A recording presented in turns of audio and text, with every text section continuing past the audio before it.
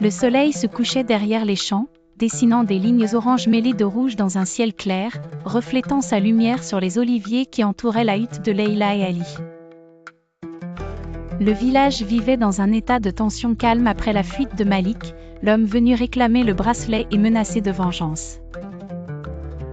Leïla était assise à une table en bois à l'intérieur, ouvrant le vieux livre, cherchant des réponses entre les lignes gravées de la main précise du sage.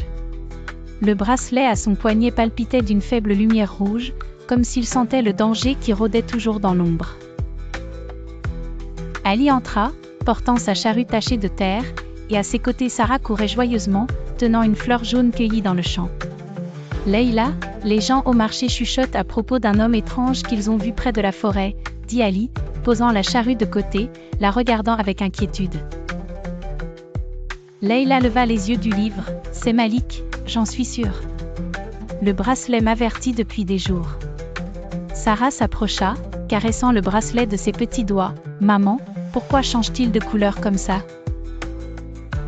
Leïla sourit tendrement. Parce qu'il nous protège, ma chérie, mais il a aussi besoin de nous. Leïla ouvrit une nouvelle page du livre, lisant d'une voix tremblante. Les ombres reviennent quand la volonté faiblit, mais le bracelet passe à celui qui porte la lumière dans son cœur. Elle regarda Sarah, se demandant si sa fille était celle qui hériterait du bracelet un jour. Ali, nous devons préparer le village.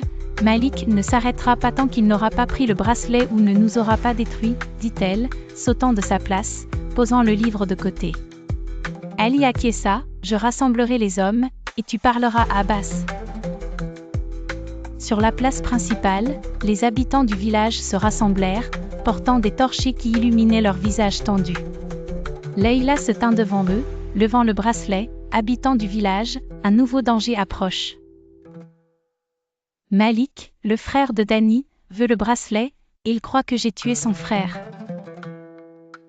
Abbas s'avança, essuyant sa barbe blanche. Mais tu ne l'as pas tué, tu l'as laissé dans la grotte. Leïla répondit, oui, mais Chamoun lui a menti, et maintenant il cherche à se venger. Nous devons être prêts. Les gens commencèrent à bouger, rassemblant des armes simples. Leïla emmena Sarah chez Amina, lui demandant de rester en sécurité à la maison. Maman, protège-la, et si quelque chose arrive, donne-lui le bracelet. Amina la regarda avec fermeté. Je le ferai, mais reviens saine et sauve, ma fille. Dans la nuit, le bracelet s'illumina en bleu, et Leïla eut une vision, Malik se tenant dans la forêt, tenant une nouvelle canne faite de métal noir, parlant à un groupe d'hommes masqués. Nous attaquerons le village à l'aube, et je prendrai le bracelet des mains de cette fille. La vision disparut, et Leïla courut vers Ali. Ils attaqueront à l'aube, nous devons frapper en premier. Ali décida de mener une petite équipe d'hommes dans la forêt, tandis que Leïla resterait au village pour protéger le bracelet et organiser la défense.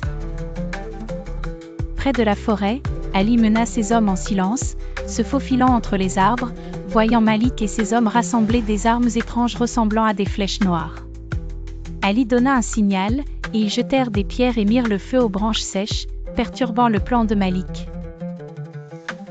Au village, le bracelet s'illumina en rouge, et Leïla sentit le danger approcher, alors elle le leva, créant un mur de feu autour de la place du marché pour protéger les gens. Ali revint, criant, « Nous les avons dispersés, mais Malik est toujours vivant. » Leïla et Ali vécurent le reste de leurs jours en paix, contemplant le village de loin, et Sarah portant le bracelet, menant une nouvelle génération avec force et unité renouvelée à chaque lever de soleil, laissant un héritage éternel de lumière et de courage.